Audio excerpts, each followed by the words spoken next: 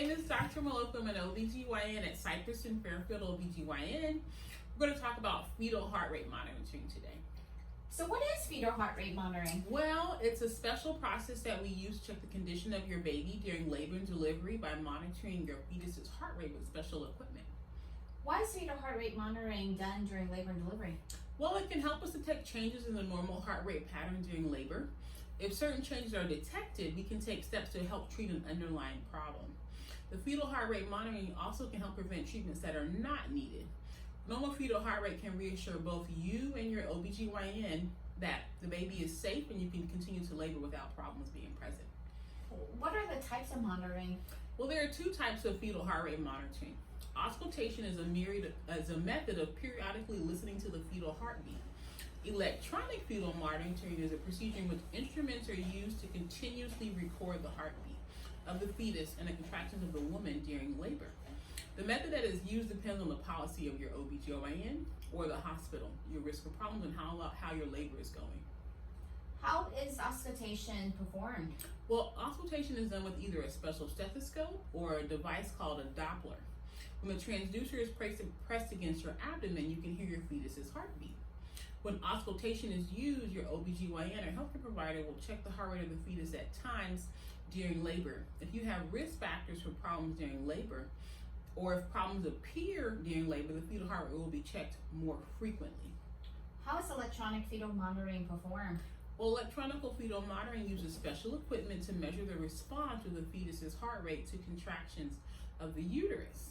It provides an ongoing record that can be read. Your OBGYN or other healthcare professional will review the electronic reading of the fetus's heartbeat, called the fetal heart rate tracing, at set times. Tracing may be reviewed more frequently if problems arise. Electronic fetal monitoring can be external, internal, or both. You may need to stay in bed during types of electronic fetal monitoring, but you can move around and find a comfortable position. How is external monitoring performed? Well, with this method, a pair of belts is wrapped around your abdomen. One belt uses Doppler to detect the fetal heart rate, and the other belt measures the contractions and the length of time in between them. How is internal monitoring performed? With this method, an electrode is placed on the baby's head, which is the part usually closest to the cervix. This device records the heart rate. Uterine contractions also may be monitored with a special tube called an intrauterine pressure catheter that is inserted through the vagina into your uterus. Internal monitoring can be used only after the membranes of the amniotic sac have ruptured or if your water has broken. What happens if the fetal heart monitoring is abnormal? Well, abnormal fetal heart rate patterns do not always mean there's a problem. Other tests may be done to get a better idea of what is going on with your fetus. If there's a normal fetal heart rate pattern, your OBGYN or healthcare provider will first try to find the cause. Steps can be taken to help the fetus get more oxygen, such as having you change your position.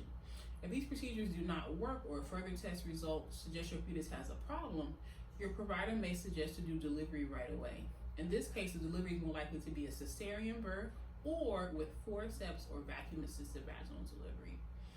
This is designed as an aid to patients. This document sets forth the current information and opinions related to women's health. The information does not dictate an exclusive course of treatment or procedure to be followed and should not be construed as excluding other acceptable methods of practice. Variations take into account the needs of the individual patient, resources, and limitations unique to institution or type of practice may be appropriate. Thank you, Dr. Muolokwu. This is taken from the frequently asked question from ACOG 015 on fetal monitoring during delivery.